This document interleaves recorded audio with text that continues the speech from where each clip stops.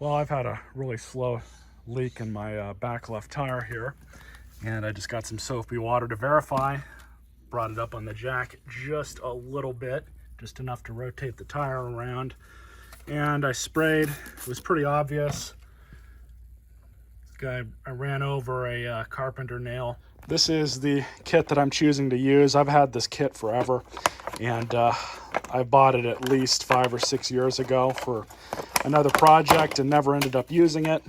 But it comes with the setter tool for the string that you're going to use. This is the reamer, and we have some rubber cement as well. But you'll see on the back of yours, or if you bought a similar one, it should have come with some instructions, and it goes over it. It's pretty simple how to do these. I've not done one in many years, but they're not hard to do. So what I'm going to do here is just prepare the material. But all you're going to do with this is just pull one of these out, and you're going to feed this into the eye of the needle.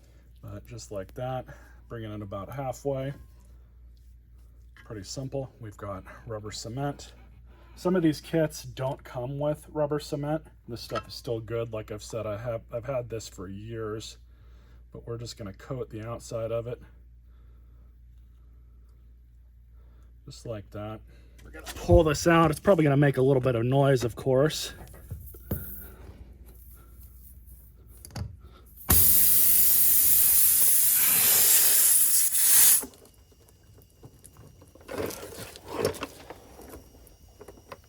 And then pull it out, just like so.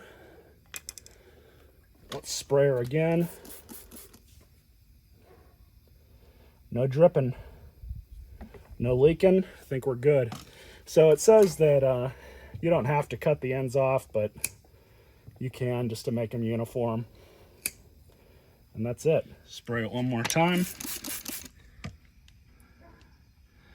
No more air leaking, so I think we're good.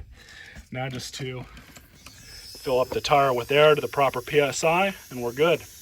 Hope you guys enjoyed this video.